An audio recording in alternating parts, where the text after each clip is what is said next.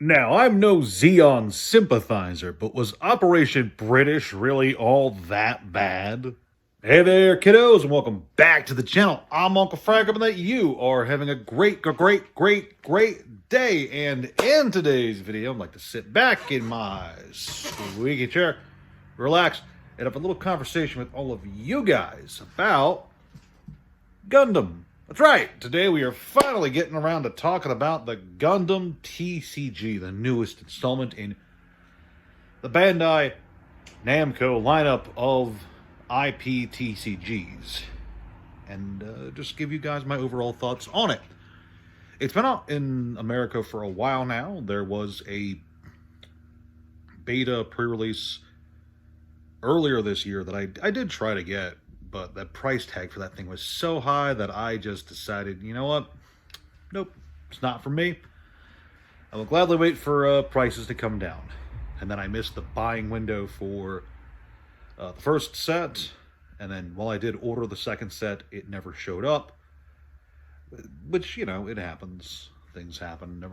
Things don't always work out. But finally, recently, like a few days ago, last Thursday or Friday, it doesn't matter. A buddy of mine who is a good friend, he put together some decks that he had lying around. He ran over the basic rules of the game. We played some games, and now, almost a week later, I'd like to sit down and talk to you guys about my thoughts on the game and how optimistic I am for it overall. I'm not going to go over the rules because it's been a week now, and in case you guys haven't heard, I am actually really dumb and I will forget things all the time, but I will go over the basics premise of the game, where you are playing pilot cards and the mobile suits to try and destroy your opponent's shields and their base so that you can make one final epic attack on them personally to close out and win the game, which is really cool. Some things that I liked about the game at first that I've really got to remember to write notes for this kind of stuff, as you guys know that I'm very forgetful.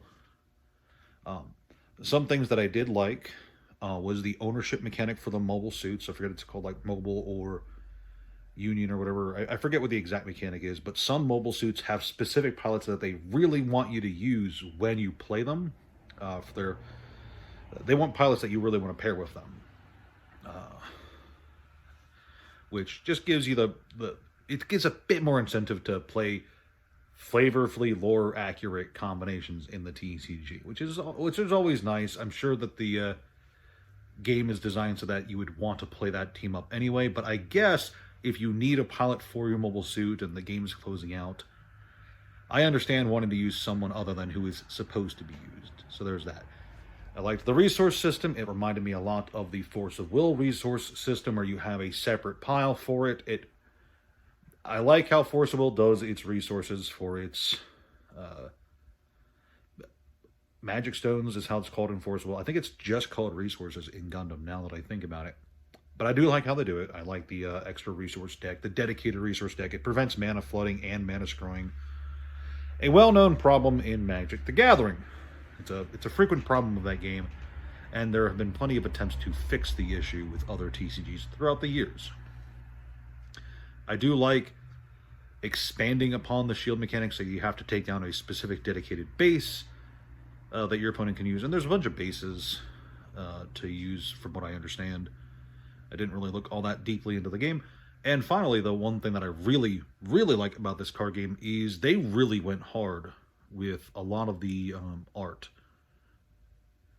which is really nice, especially in comparison to a lot of other anime-inspired TCGs where they just kind of use screenshots from the anime in question. And I know Bandai Namco doesn't do that typically these days. You know, Dragon Ball, Digimon, One Piece, they've all been very good about that. But it's just something that I like to point out every time it happens. You know, it's not that I think Bandai is going to do that. It's just that it's something that I just enjoy when they do it right. You know, new art for the cards, especially really flashy art for the mobile suits, is always great. Another thing that I really wanted to mention is that Gundam is a huge franchise. It's been around since the 70s or 80s. It has been around for a very long time. It has a bunch of iterations, a bunch of different franchises, and generations of fans, okay? I don't think I need to be the one to tell you this. But there's a lot of different stuff going on in Gundam. There's a lot of different series in Gundam with a lot of different characters, mobile suits, etc. And from what I'm seeing so far, they're doing a really good job in the TCG itself of representing characters and mobile suits from across the different generations in their TCG, which gives fans new, old, and in the middle something to enjoy, something to look forward to, and yes, something to collect. I am not a gargantuan fan of Gundam. I pretty much only enjoyed Gundam Wing and the original Mobile Suit Gundam. Those are basically the only ones I really liked too much.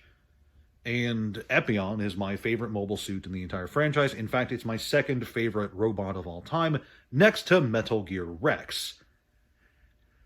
We're never going to get a Metal Gear Rex trading card for any TCG, so I guess the Epyon card will have to do. And I do think there was one Epyon card that I saw that I was like, oh, it's a really beautiful card. So at some point I'm going to want to get a hold of that for my personal collection. So, yeah, just the fact that they have such a variety of characters and mobile suits in really nice art, that's another bonus for me. Some negatives that I want to point out is that this is not the first time it's happened, but this is another example of this has nothing to do, okay? The criticism I'm about to give has nothing whatsoever to do with the gameplay itself. I think the gameplay is fine. I think it's relatively easy to learn. If an idiot like me can learn how to play relatively fast, then anyone can, because I'm dumb and you guys are smarter than I am. Okay?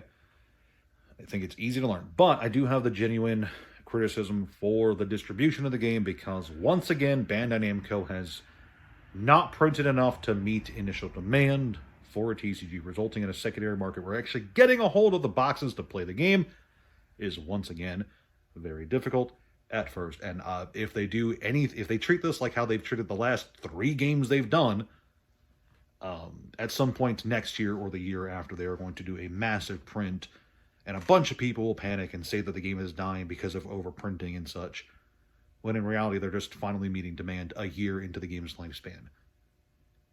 And I didn't like that when they did it with Digimon. I wasn't a fan of it when they did it with One Piece, and I won't be happy when they do it with Gundam, because waiting until a year after the initial release to finally get enough product out to market for everyone to actually start playing the game, you're just doing yourself a disservice. And again, this is not their first rodeo. Bandai Namco knows what they're doing. They're doing this intentionally to drum up hype and create FOMO. That's my opinion. In my opinion, that's what they're doing, because this is the 4th time in recent years they've done this. It's not rocket science. Just put enough out there. Which I know it's harder. It's easier said than done. But just overprint the first set, and if the game is good, it'll survive regardless of how much you print. If you underprint it, you just stifle the availability, which is never good. Another part of the reason that this video took so long is in the week since I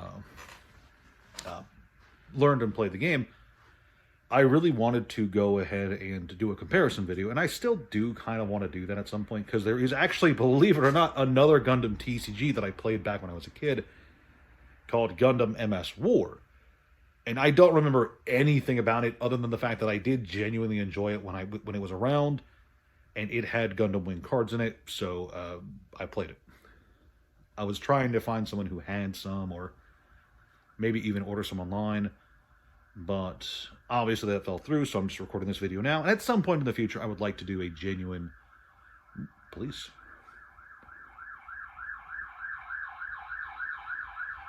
There they are. And there they go.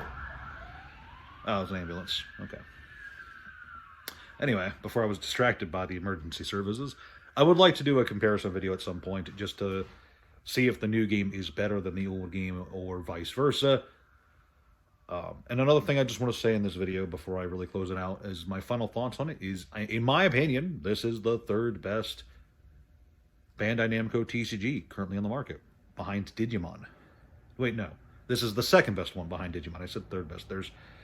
Digimon is, in my opinion, the best Bandai Namco TCG. I really love the resource mechanic, and I love how the basic feel of the gameplay just feels really right for me.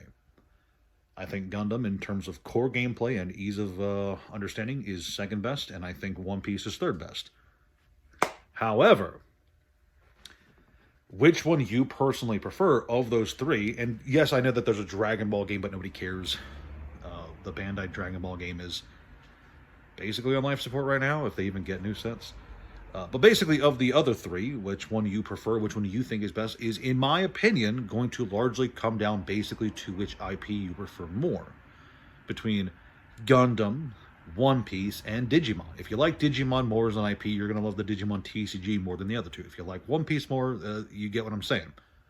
I genuinely think all three games have a lot of nice collectability, good core mechanics, and once Gundam has its availability fixed, I think all three will even have nice, healthy tournament crowds available for them, because these are some genuinely fun games.